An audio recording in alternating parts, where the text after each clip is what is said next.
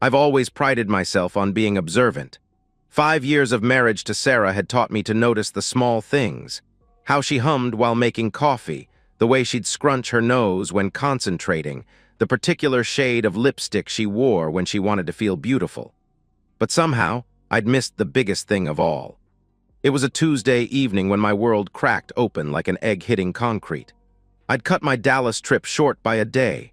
The client meeting wrapped early, and I was exhausted from 3 straight days of presentations and handshakes. All I wanted was my own bed, my wife's arms, and maybe some of her famous lasagna. The house felt different when I walked in. Not wrong exactly, but charged, like the air before a thunderstorm. Sarah was in the shower. I could hear the water running upstairs, so I dropped my luggage in our bedroom and headed to the master bathroom to splash some water on my face.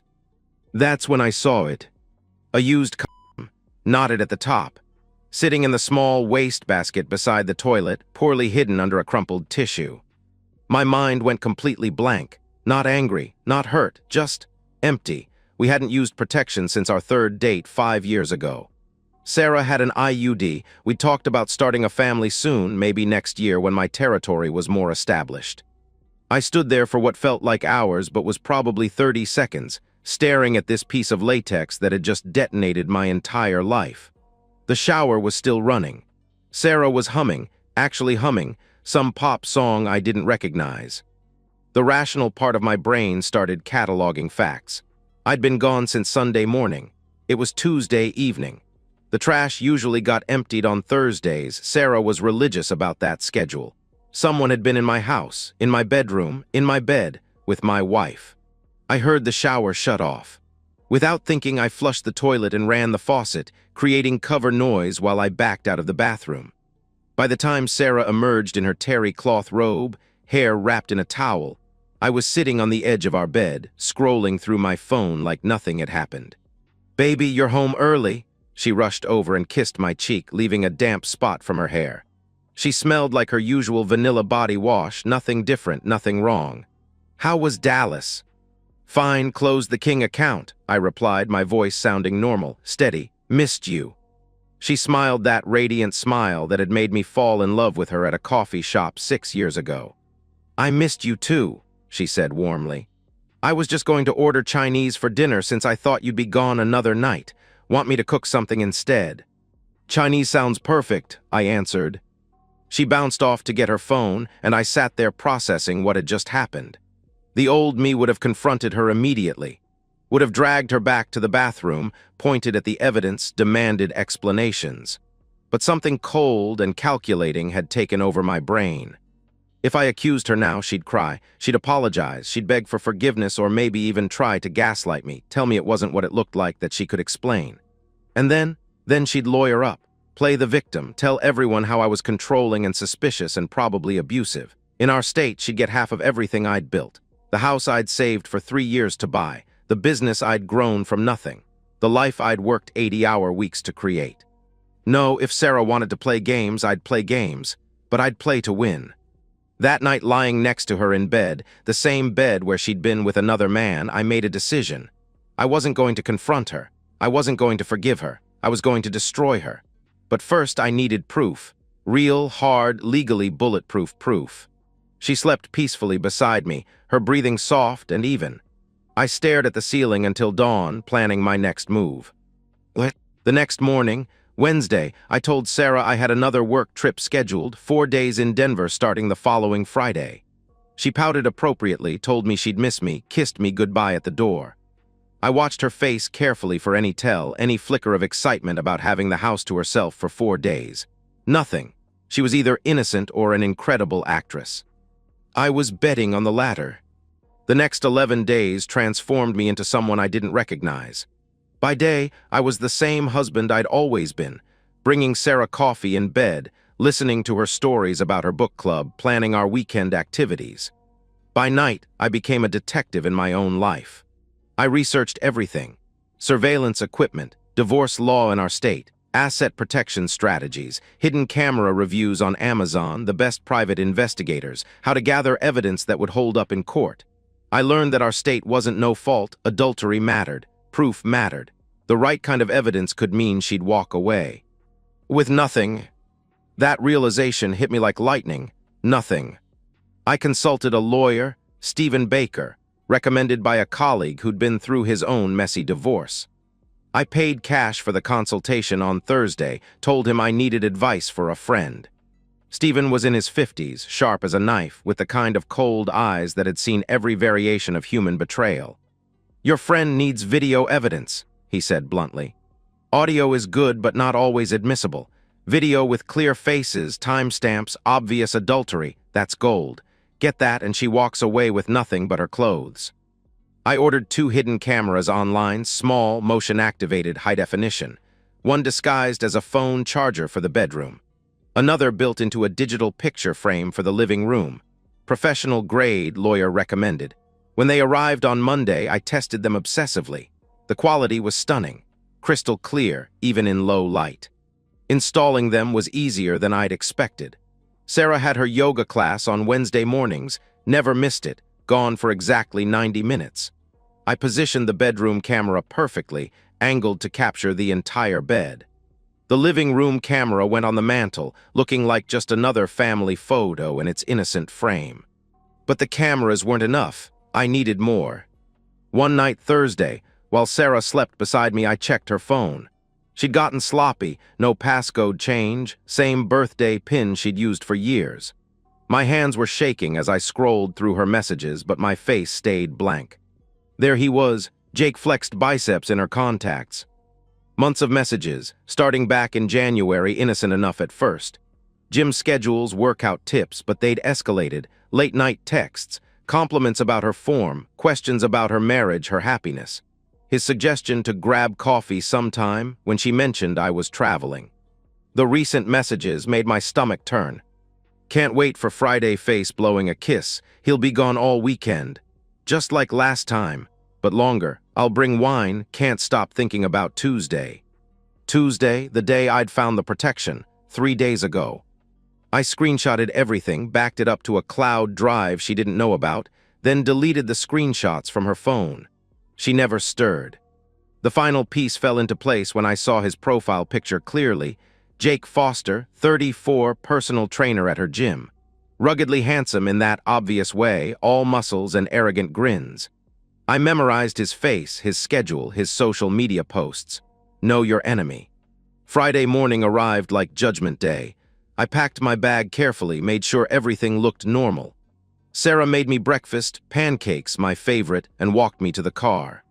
"Drive safe, baby. Text me when you land," she said, kissing my forehead. "I always do," I replied. "Love you." "Love you too," she responded. I drove toward the airport, but at the last exit I turned north instead, toward her parents' house 3 hours away. Robert and Linda needed to know what their daughter had become. More importantly, I needed witnesses, allies, people who couldn't be swayed by her tears and lies when this all came crashing down. The cameras were recording. My phone was tracking the feeds. And somewhere behind me, Sarah was probably already texting Jake that the coast was clear. Game on.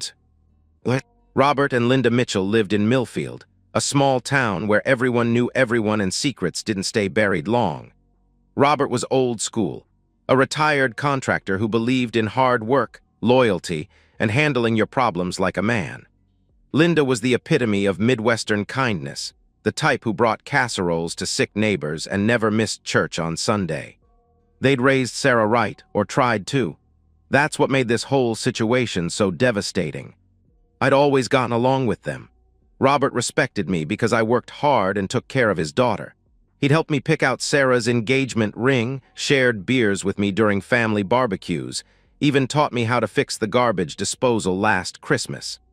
Linda treated me like a son, always asking about my work trips, making sure I was eating enough. When I showed up unannounced at 2:30 on Friday afternoon, they were surprised but happy to see me. "Well, look what the cat dragged in," Robert grinned from his workshop in the garage. "Thought you were supposed to be in Denver." "Change of plans," I replied, trying to smile, but it felt like plastic. "Can we sit down? I need to talk to you both." Linda appeared from the kitchen, wiping her hands on a dish towel. "Of course, honey, everything all right?" she asked with concern. You look terrible." We sat at their kitchen table, the same table where Sarah and I had announced our engagement 4 years ago. My hands were steady as I pulled out my phone, but my voice cracked when I started speaking. "I need to show you both something about Sarah, and I need you to hear it from me, not from her," I said carefully. The color dry. In Ed from Linda's face, Robert's expression hardened. I told them everything. The text messages, the months of lies, the cameras I'd installed, the lawyer I'd consulted. I showed them screenshots of the messages between Sarah and Jake, watching Linda's hand fly to her mouth and Robert's jaw clench tighter with each revelation. "That's my daughter," Robert said quietly when I finished. His voice was controlled, but I could see the rage building behind his eyes. "I raised her better than this." Linda was crying silently, tears streaming down her cheeks. "Are you absolutely sure?" she asked desperately. "Maybe there's an explanation." "I'm sure," I answered firmly. "And tonight you're going to see it for yourselves." Robert looked at me hard. "What do you need from us?" he asked. "I need witnesses, people she can't lie to or manipulate. When this all comes out, she's going to spin a story. She's going to paint me as the bad guy, but if you see it happen, if you witness her betrayal firsthand." I let the implication hang. "You want us to watch our daughter?" Linda couldn't finish the sentence. "I want you to see who she really is," I replied. We waited. The kitchen clock ticked loudly as I monitored the camera feeds from my laptop. Linda made coffee nobody touched. Robert paced between the kitchen and living room, fists clenching and unclenching. At 6:47 p.m., the bedroom camera detected motion. Sarah was changing clothes, putting on a red dress I'd bought her for our anniversary last year. She was doing her makeup carefully, spritzing perfume, changing the sheets on our bed. "She's getting ready," I said quietly. At 7:23 p.m., the doorbell camera I'd installed the previous week caught him arriving. Jake Foster in the flesh, 6'2", muscular, carrying a bottle of wine and flowers. My flowers from my garden. "Jesus Christ," Robert muttered. The living room feed showed them embracing in my entryway, kissing like lovers who'd been apart for months instead of days. She led him to my kitchen, poured him my beer, laughed at his jokes. They moved to the couch, my couch, where he pulled her close and she melted into his arms like she belonged there. Linda was sobbing openly now. "That's not my daughter," she whispered. "That's not the girl I raised." But it was. This was Sarah without her mask, without her performance. This was who she really was when she thought nobody was watching. At 8:15 p.m., they headed upstairs. Robert grabbed his keys. "Let's go," he said grimly. The drive back to my house was silent except for Linda's quiet crying in the backseat. I watched the bedroom camera feed on my phone as Robert drove, his knuckles white on the steering wheel. By the time we pulled into my driveway at 8:41 p.m., clothes were scattered across my bedroom floor and my wife was in bed with another man. "You recording this?" Robert asked as we got out of the car. "Every second," I confirmed. He nodded grimly. "Good, she's going to need to see exactly who she's become." I used my key to unlock the front door as quietly as possible. The house was warm, filled with the soft sounds of jazz music from the bedroom stereo and muffled voices upstairs. Robert followed close behind me, his breathing controlled but heavy. We could hear them clearly now, Sarah's laughter, Jake's deep voice, the unmistakable sounds of intimacy. I pulled out my phone and started recording, my hands surprisingly steady. This was it, the moment that would change everything. We climbed the stairs slowly, each step deliberate. The bedroom door was half open, light spilling into the hallway. Through the gap I could see movement, shadows dancing on the wall. My wife, my bed, my house. I took a deep breath and kicked the door open. Sarah's scream pierced the air like a fire alarm. She scrambled for the sheets, her face cycling through shock, terror, and something approaching disbelief. Jake froze completely, naked and vulnerable, his confident gym trainer persona evaporating instantly. "What the hell?" he started. "Don't," I said, my voice deadly calm. "Don't say a word." I held up my phone, recording everything.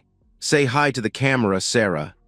She was hyperventilating now, clutching the sheet to her chest. "This isn't, you weren't supposed to be, how did you?" she stammered. "I wasn't supposed to be home. I asked, stepping into the room, still filming. In my own house, in my own bedroom.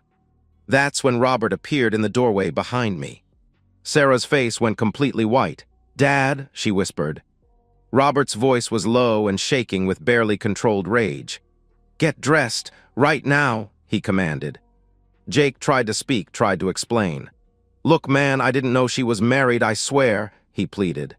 "Shut your mouth," Robert snapped. "You're in my son-in-law's house in his bed with my daughter. You think I give a damn what you knew?"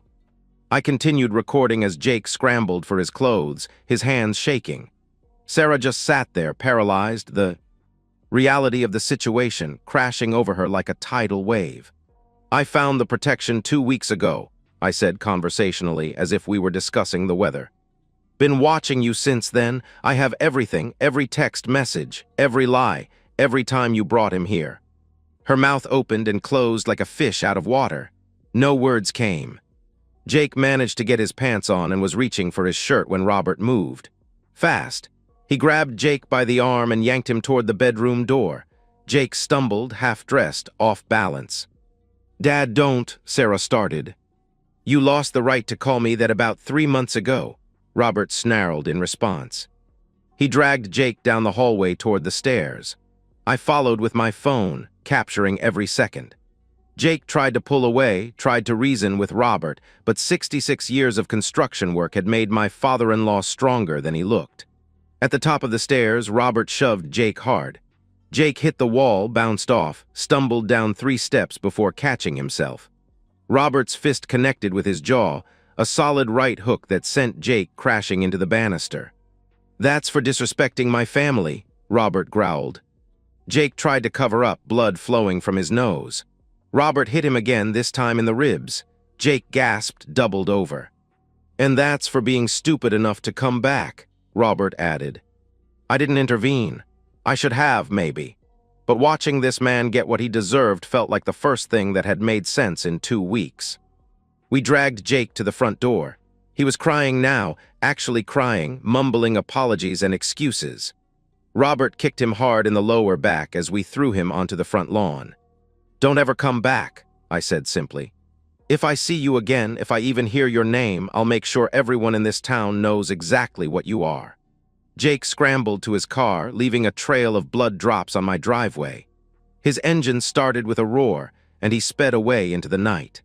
Back inside, Sarah was dressed in jeans and a t-shirt, sitting on the edge of the bed, sobbing uncontrollably.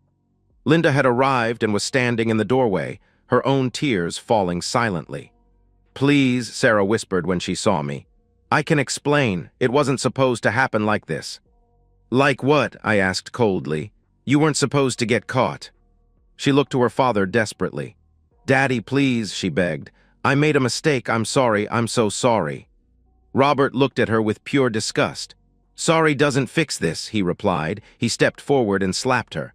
Hard, the sound echoed in the room like a gunshot.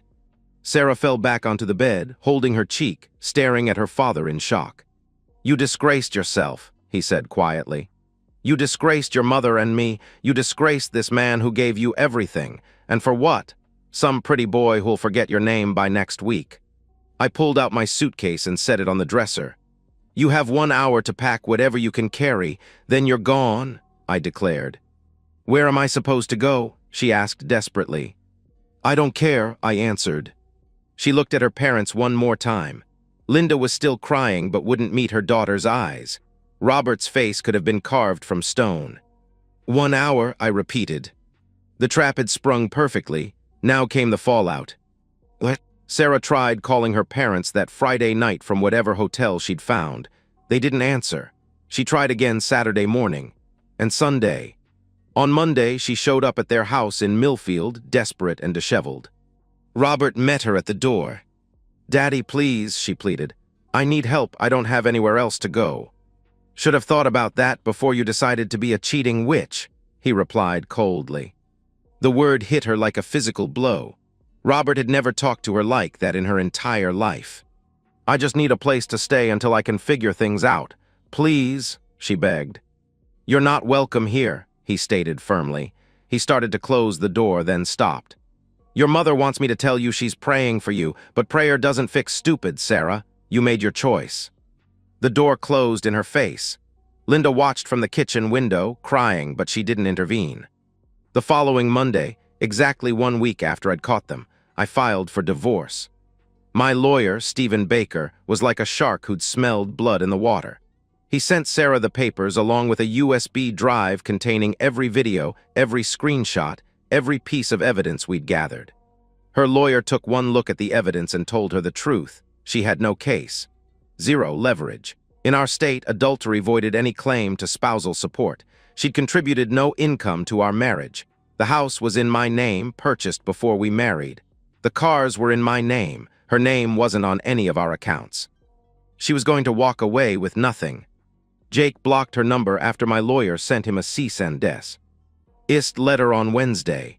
Turns out he was married too. His wife found out about Sarah and kicked him out. He wanted nothing to do with the mess he'd helped create. Word spread fast in our social circle. Sarah tried reaching out to friends, but most had already chosen sides. The wife who cheated on the good husband. The woman who betrayed the man who'd given her everything. In a community where appearances mattered, Sarah had become toxic. She moved into a studio apartment across town, the cheapest thing she could find. Got a job waiting tables at a chain restaurant, working nights and weekends. I heard through mutual acquaintances that she'd tried writing me letters, leaving voicemails, even showing up at my office building once. I blocked her completely, changed my number, hired building security to keep her away from my workplace. The divorce finalized 3 months later, 93 days total. Irreconcilable differences and adultery. She got nothing. No assets, no alimony, no settlement. Just the clothes she'd packed that Friday night and whatever furniture she could afford on a waitress's salary. Her parents never spoke to her again. Linda died 8 months later, a heart attack, but Robert blamed Sarah's betrayal for the stress that killed his wife. Sarah wasn't welcome at the funeral. The house felt strange for a while, too quiet. I repainted the bedroom, bought a new bed, replaced the sheets and curtains, sold her car, deleted every photo of her from my phone and computer. I started dating again after 6 months. Nothing serious, just dinner and movies with women who didn't know my story. It felt good to remember that not everyone was a liar. People sometimes asked if I regretted how hard I'd come down on Sarah, if I thought I'd been too cruel, too calculating. I never answered those questions. I didn't owe anyone an explanation for protecting myself from a woman who'd thrown away 5 years of marriage for cheap thrills. Sarah made her choice. I just made sure she lived with the consequences. It's been 18 months now since that Tuesday when I found the truth. I'm sitting in my kitchen, drinking my morning coffee and reading the news on my tablet. The house is quiet, but it's a good quiet now. Peaceful instead of empty. I don't think about Sarah every day anymore. Maybe once a week, usually when something reminds me, a song on the radio, a couple holding hands at the grocery store, the anniversary date of our wedding passing by unnoticed. But the thoughts don't hurt now. They're just memories, like remembering a movie I watched years ago. Last month I heard through a friend of a friend that she's still working at that restaurant, still living in the studio apartment. Still alone. I don't feel victorious about it. I don't feel vindicated. I just feel nothing, and that's exactly right. People used to ask me if I'd ever forgive her, if I'd consider taking her back if she begged hard enough. The question always confused me. Forgiveness implies that someone deserves a second chance, that their betrayal was an accident, a mistake, a moment of weakness. But Sarah's affair wasn't a mistake. It was a choice. Hundreds of choices made over months, each one a deliberate act of betrayal. You don't accidentally delete text messages. You don't accidentally lie about where you've been. You don't accidentally bring another man into your husband's bed. I've been seeing someone new for the past 3 months. Jennifer. She's a teacher, divorced, has 2 kids. She's kind and honest and asks direct questions when something bothers her. We take things slow, building trust one conversation at a time. The difference is striking. With Sarah, I realize now I was always performing, being the perfect husband, the successful provider, the man who deserved loyalty. With Jennifer, I'm just myself. Flawed, careful, protective of my heart, but willing to risk it again for the right person. I got a promotion at work, bought a new truck, started going to the gym. Life moves forward. The house is mine now. really mine. No ghosts, no bad memories, no shadows of betrayal. I've made it into something new, a place where trust matters, where honesty is the foundation, where love is earned and respected. And Sarah is a lesson I learned. Nothing more, nothing less. Sometimes the best revenge isn't elaborate or dramatic. Sometimes it's just living well while the person who betrayed you lives with the choices they made. That's justice, that's peace, that's enough. And so, we've reached the end of today's story. Was it what you expected, or did it take a twist you didn't see coming? I'm curious to hear your thoughts. Share them in the comments below, and let's get a conversation going. If this story kept you hooked, make sure to hit that like button. And if you're new here or just haven't subscribed yet, now's the perfect time to join our community. I bring you fresh, captivating stories every day, so click that subscribe button and turn on notifications so you never miss out. Thanks for watching, and I'll see you in the next one.